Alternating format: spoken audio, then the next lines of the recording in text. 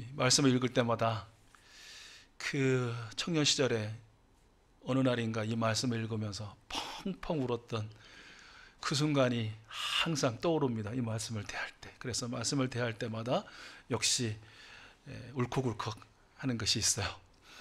오늘 이 시간 이 말씀 함께 나누고 또 오늘 새해맞이 감사 예배 때 이부격으로 말씀을 연결해서 함께 나누고 싶은데요.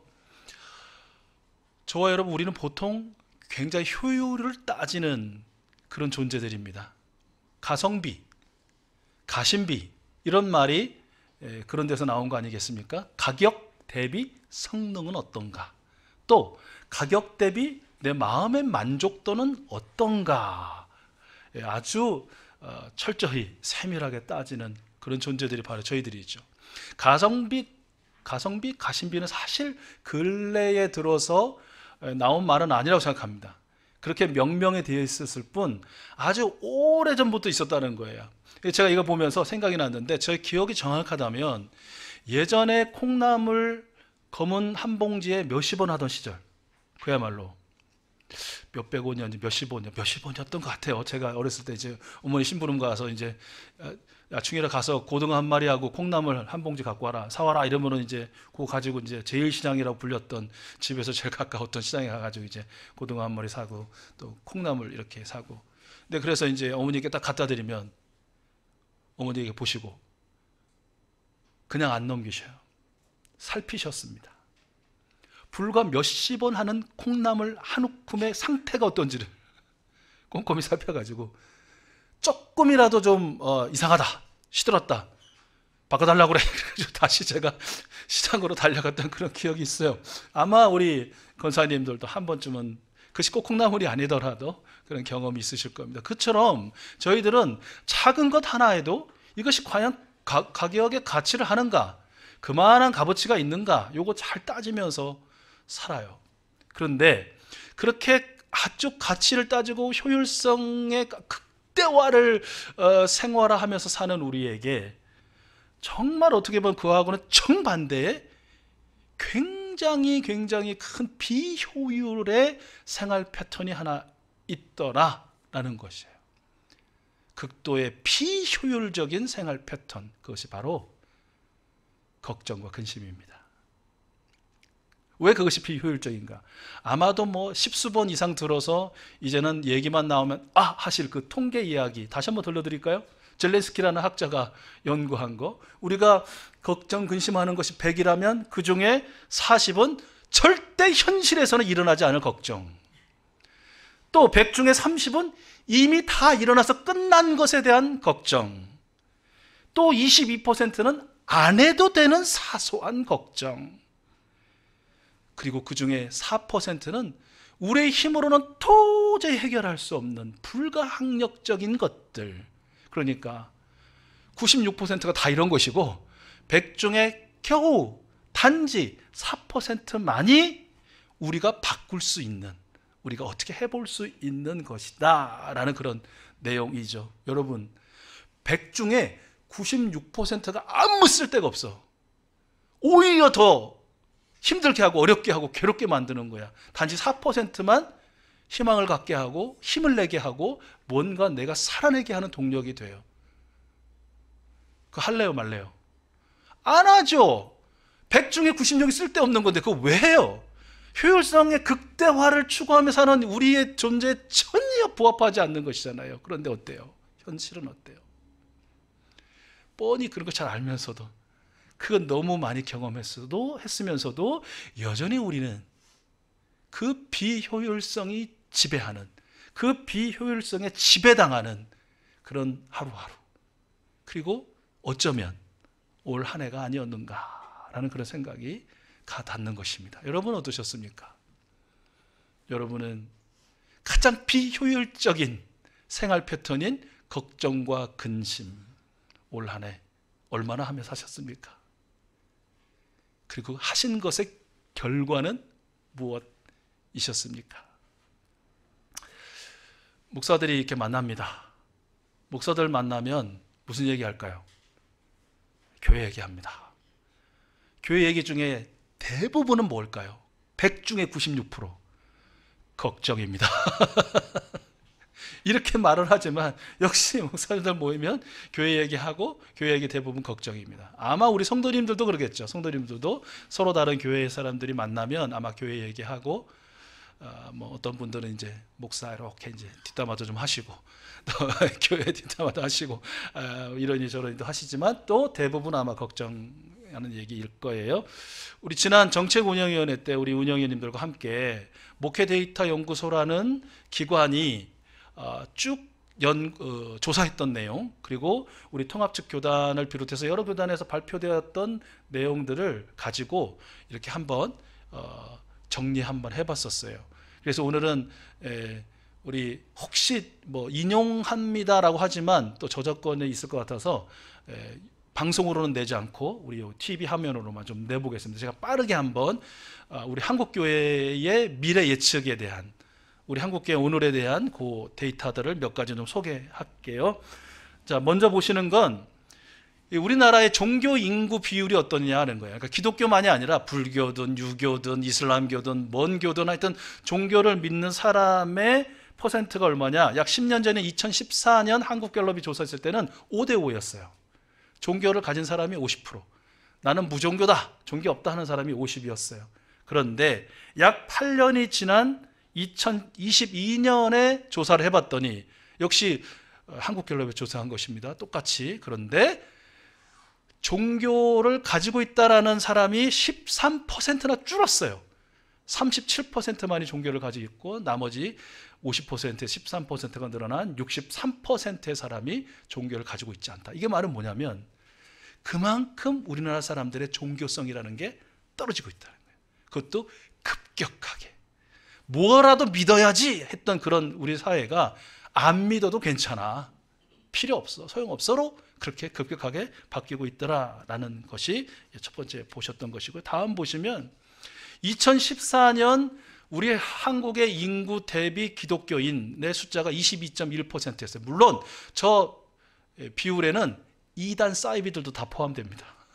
정통만이 아니라 다 그냥 기독교라고 이름하면 다 들어간 게 22%였어요. 그런데 역시 8년이 지난 2022년에 조사를 해보니까 15%를, 무려 7% 이상이 줄었고요. 현재 속도를 그대로 적용해 보니까 앞으로 약 8년 뒤인 2032년에는 10%의 겨우 턱걸이 할 것이다 라고 예측이 되었어요.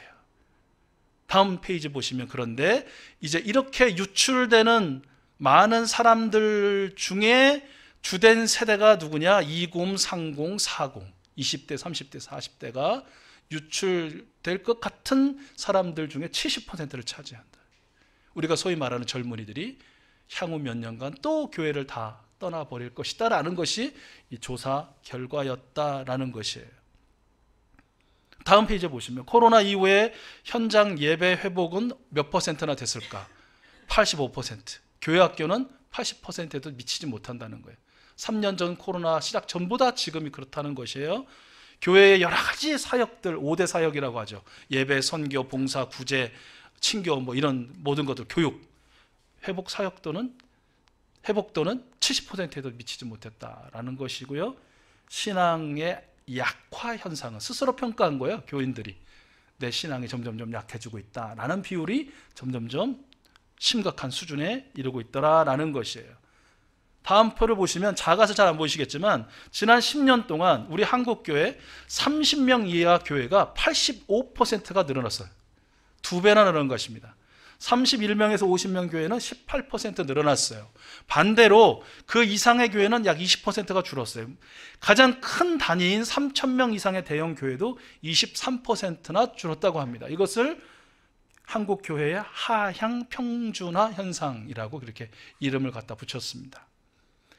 이 중에 13%는 3년에서 5년 이내에 문을 닫을 위기가 도래할 것이다 라고 스스로 그렇게 생각하고 있더라라는 것이죠. 다음 페이지. 사회와 마찬가지로 교회도 노령화가 급속히 진행되고 있습니다. 우리 교회 학교와 젊은 세대는 떠나고 노년 세대만 남죠. 결국은 60세 이상의 교우들로 이제는 교회는 채워질 것이다. 그래서 고령 친화적 교회로의 변화가 현실적으로 불가피하다라는 그런 내용 들어 있습니다. 아주 일부이지만 그래서 어떻게 라는 차원에서 보면 어떤 새로운 패러다임이 필요하다라는 것 하면서 이제 쭉 몇 가지 제시를 하고 있는데, 그것까지는 제가 이제 제시하지 않고 앞으로 오늘 새해맞이 감사예배부터 차례차례 한 가지씩 좀 다룰 수 있도록 하겠습니다. 이 밖에도 비관적인 예측들로 가득 찼어요. 자, 이런 지표들과 해석들 보면서 의견을 나누면 이게 더욱 불안한 것입니다. 걱정하게 돼요. 근심하게 돼요. 어떡하지를 지나서 우리는 벌써 저 끝에 가 있어요. 아이고, 교회 문 닫는다. 여기에 가 있는 거예요. 망했구나. 끝장났구나. 이런 극단의 상상은 원망과 저주로 표출이 됩니다. 이게 다 뭐 때문이다. 이게 다 누구 때문이다. 이렇게 간다는 것이죠. 비효율도 이런 비효율이 없어요. 걱정과 근심이 그야말로 파괴적인 비효율이 우리 대부분은 96%를 차지한다는 것이에요. 비단 교회, 한국 교회 예를 들었지만 교회뿐만이 아니죠. 우리 한 사람 한 사람, 우리 한 사람의 인생, 우리들의 가정, 우리들의 직장, 우리들의 사회, 모든 분야에서도 어쩌면 미래가 결코 밝지 않은 매우 비관적인 그런 현실이 아닌가. 그러면서 더 걱정하고 더 근심하면서 우리는 더 비효율의 감옥에 더 깊숙이 빠져가고 갇혀가고 있는 것은 아닌가라는 것입니다. 자, 어두운 얘기 여기까지. 우리 귀한 익수수 가족들, 제가 아무리 어두운 얘기를 해도 여러분의 낯빛은 이만큼 더 어두워지지 않아요. 왜요? 여러분은 4%에 속하기 때문이라고 저는 확신해요. 그런 것들은 그냥 딱 무시하고 버리고 이제 우리가 어떻게 할 수 있는 것, 해보려는 것, 그리고 주님이 할 수 있겠다 하시는 그것들만 붙들고 십자가 앞에 나아가는 여러분들 모두인 줄로 믿습니다. 온갖 비관적인 전망과 걱정, 근심거리들을 새로운 것으로 변화시키고 또 그것을 실제 새롭게 하게 할 수 있는 여러분들이 바로 여러분들인 줄로 확신합니다. 그런 확신과 믿음을 가지고 오늘 다시 마태복음 6장 이 주님의 말씀을 우리가 듣는 것입니다. 귀를 기울이는 것입니다. 아멘으로 화답하는 것입니다. 우리의 영혼에 새기는 것입니다. 그리고 우리 주님의 말씀 의지하고 주님과 함께 2024년 새해를 우리가 웰컴, 어서 오시오 2024년 환영하는 것이죠. 우리 주 예수 그리스도님께서 오늘 우리에게 말씀하십니다.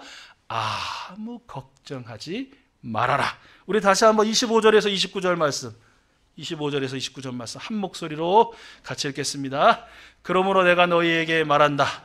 목숨을 부지하려고 무엇을 먹을까 또는 무엇을 마실까 걱정하지 말고 몸을 감싸려고 무엇을 입을까 걱정하지 말아라.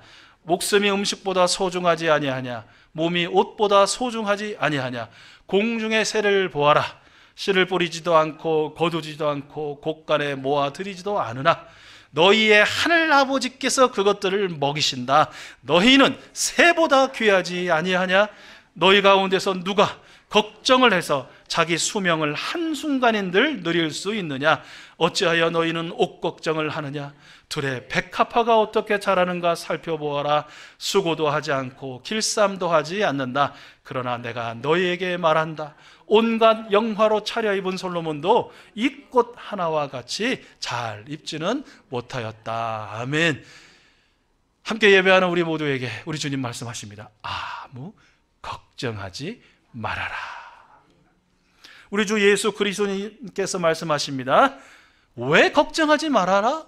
너에게 이렇게 말하는 줄 아니? 전능하신 주 하나님이 너희와 함께 계시기 때문이다. 전능하신 주 하나님을 믿으라 말씀하세요. 우리 30절과 31절, 32절입니다. 같이 읽습니다. 시작. 오늘 있다가 내일 아궁이에 들어갈 들풀도 하나님께서 이와 같이 입히시거든 하물며 너희들을 입히시지 않겠느냐. 믿음이 적은 사람들아. 그러므로 무엇을 먹을까 무엇을 마실까 무엇을 입을까 하고 걱정하지 말아라. 이 모든 것은 모두 이방 사람들이 구하는 것이요 너희의 하늘 아버지께서는 이 모든 것이 너희에게 필요하다는 것을 아신다. 너희의 하늘 아버지께서는 이 모든 것이 너희에게 필요하다는 것을 아신다. 이 아신다는 건 여러분 아시죠? 이 지식적으로 아는 게 아니에요. 경험으로 아시는. 이 경험을 위해 예수님께서 이 땅에 오신 거 아니에요? 우리의 약함, 우리의 눈물, 우리의 필요, 우리의 바람, 우리의 소원이 어떤 것인지를 다 체화하셨잖아요. 체득하셨잖아요. 그리고 그분이 지금 하나님 보좌 우편에서 우리를 위하여 기도해주고 계시잖아요. 다 아시잖아요. 들으시잖아요. 이루시잖아요. 그래서 주님은 말씀하시는 거예요. 아무 걱정하지 말아라. 우리 주 예수 그리스도님께서 말씀하십니다. 그러므로 너희는 하나님의 나라를 구하는 오늘을 살아라. 우리 33절과 34절이에요. 같이 읽습니다. 시작. 너희는 먼저 하나님의 나라와 하나님의 의를 구하여라. 그리하면 이 모든 것을 너희에게 더하여 주실 것이다. 그러므로 내일 일을 걱정하지 말아라. 내일 걱정은 내일이 맡아서 할 것이다. 한 날의 괴로움은 그날에 겪는 것으로 족하다.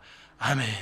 저는 이 주님의 이 말씀을 압축해서 굉장히 현실적이면서도 아름다운 시적 표현으로 묘사한 글이 있다고 생각합니다. 아주 몇 해 전에 공전의 히트를 했던 드라마의 마지막 주인공의 대사였죠. 화면을 보시고 주님의 이 말씀을 얼마나 이 세상의 말로 사람의 말로 잘 바꿨는지 한번 같이 읽어보겠습니다. 시작. 후회만 가득한 과거와 불안하기만 한 미래 때문에 지금을 망치지 마세요. 오늘을 살아가세요. 눈이 부시게. 당신은 그럴 자격이 있습니다. 저는 이 아멘 막 할렐루야 하고 싶은 복음이다. 이것이 복음이다. 그렇습니다, 여러분. 저는 우리 익수수 가족들, 우리 예배자들이 당신은 그럴 자격이 있습니다에 바로 그 당신들이라고 생각합니다. 왜 그렇습니까? 익수수 가족들은 올 한 해 살면서도 걱정과 근심이 얼마나 무용하고 무가치한 것을 깨닫고 알고 사셨기 때문입니다. 그래서 여러분들 축복합니다. 또한 여러분들은 하나님께서 나를 아신다. 하나님이 우리 가정을 아신다. 하나님이 우리 교회를 아시고 이 나라를 아시고 모든 생명을 아신다. 그러므로 이 필요한 모든 것들을 채워주신다 라는 믿음으로 사셨던 분들이기 때문에 자격이 있다고 말씀드리는 것입니다. 눈이 부시게 사실 수 있는, 살아야만 될 그런 자격이 있다. 그리고 올 한 해도 누가 뭐래도, 저 그거 수요 기도회 때 한번 했더니 아주 좋더라고요. 갑자기 저도 탁 떠올라서 한 건데, 누가 뭐래도 올 한 해 하나님의 아들 되고 딸 된 여러분요, 주변 사람들이 뭐라고 하든, 내 스스로도 내 내면에서 뭐라고 하든 하나님이 말씀하셔요. 우리 주님이 말씀해 주셔요. 올 한 해. 자, 우리 가슴에 딱 손을 얹고 다시 한번 자기 이름을 부르는 겁니다. 하나님이 불러 주신다고 생각하시고 자기 이름을 부르세요. 하나, 둘, 셋. 다 오키가 돼버린 것 같아요. 어쨌든 감사해요. 최고예요. 최고. 다시 한번 자기 이름을 부르면서 참 수고 많았다 이렇게 하면 돼요. 시작. 정일아 참 수고 많았다. 다시 한번 시작. 중일아 참 수고 많았다. 참 여러분 수고 많으셨어요. 고생하셨어요. 애쓰셨어요. 우리 주님이 그거 아시는 거예요. 아이 주님, 우리 여러분 그러시잖아요. 주님, 제가 언제 주님 한번 기쁘게 해드린 일이 있다고, 그야말로 제가 언제 한번 주님 말씀에 100% 순종한 일이 있다고 저한테 수고했다고 말씀해 주세요. 주님 말씀하시는 거예요. 네가 1%도 되지 않는 그 순종 때문에 내가 기뻐하노라. 대단한 거 아니더라도 그냥 한 번 말씀 듣고 웃었던 너의 그 미소가 나를 기쁘게 했다. 그냥 가서 너 아들 딸 한번 안아준 거, 그 그 일로 내가 얼마나 기뻤는지 모른다 라고 주님이 말씀하시는 거예요. 참 수고 많았다. 그것이 하나님의 나라를 구하며 오늘을 사는 사람들의 모습이다 라고 말씀해 주시는 것이죠. 2023년을 그렇게 아름답고 또 우리 주님을 기쁘시게 한 모습으로 보내신 우리 익수수 가족 여러분, 이제 2024년을 맞이하면서 기억하실 거는 먼저 역시 우리 수요기도 때 함께 나눴는데, 새해가 온다는 거 우리가 죽을 날이 가까우는 거 아닙니다. 새해가 다가온다는 건 어떤 날이에요? 주님 만날 날이 날로 다가오는 해다. 우리 같이 한번 해보실래요? 새해는 주님 만날 날이 날로 다가오는 것이다. 이거 어떻게 하셔야 돼요? 그 다음에는 할렐루야 하셔야지. 할렐루야 못 하시겠어요? 그래도 죽는 날에 여러분 할렐루야 찬양하십시오. 올해도 참 많은 비효율적인 걱정과 근심 가운데 살았지만 그럼에도 불구하고 우리를 용서하시고 우리를 불쌍히 여겨주시고 우리와 우리 가정과 우리 교회를 먹이시고 입히시고 살게 하신 우리 주님을 찬양합시다. 우리의 모든 필요를 채우시고 우리가 예기치 못했던, 우리가 생각조차 못했던 놀라운 은혜와 은총들을 경험하게 하신 우리 주님께 경배합시다. 그리고 우리 주님 주신 말씀을 크게 외치며 새해를 맞이할 수 있기를 바랍니다. 우리 화면을 보시고 우리 승리를 선포하는 마음으로 우리 같이 세 가지 크게 우리 선포합니다. 시작. 아무 걱정지 말아라.입니다. 전능하신 주 하나님을 믿습니다. 하나님의 나라를 구하는 오늘을 살겠습니다. 아멘. 그리고 여러분이 바라보시면 이제 제 머리 위쪽에 뒤쪽에 있는 십자가의 우리 구주 예수 그리스도님을 오늘 이 시간 우리 다시 바라봅시다. 우리의 모든 수고하고 무거운 죄짐과 눈물과 한숨뿐인 우리 인생의 그 짐을 지고 십자가를 지신 우리 예수님을 바라봅시다. 십자가, 죽음, 멸망이 끝이 아니라 그 뒤에는 부활의 영광이 있다는 것을 몸소 보여주신 예수 그리스도님을 바라봅시다. 걱정과 근심이 다가 아니요 끝이 아니요 그야말로 엔드가 아닌 그 너머에 우리 주님이 체험케 하실, 경험케 하실 큰 영광과 기쁨과 환희와 승리가 있다는 것 확신케 하시는 십자가의 예수님, 그 예수님을 바라봅시다. 오늘 이 시간 여러분 이렇게 말씀을 듣고 아멘 아멘 하지만 찜찜하게 저 마음 깊은 곳 어디 구석탱이에 날카로운 가시처럼 여전히 내 영혼을 찌르고 있는 오늘 지금 여러분의 걱정과 근심은 무엇입니까? 육체, 정신, 관계, 재정, 어떤 것입니까? 우리 주님이 말씀하십니다. 아무 걱정하지 말아라. 내가 너를 지켜주리라. 내가 너를 고쳐주리라. 내가 너로 승리케 하리라. 우리 주님의 이 말씀에 곡조를 붙인 찬송이 있죠. 우리 382장 감사하는 마음, 회개하는 마음, 기도하는 마음, 결단하는 마음으로 우리 찬송 함께 부르겠습니다.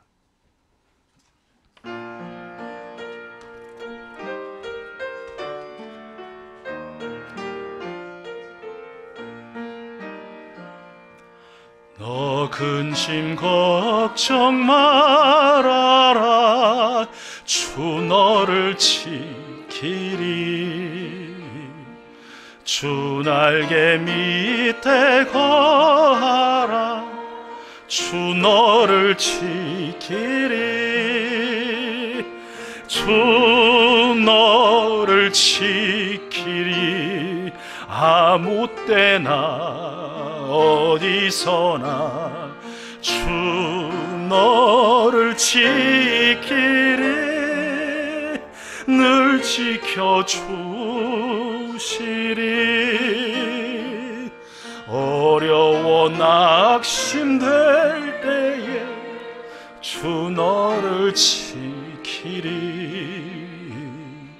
위험한 일을 당할 때 주 너를 지키리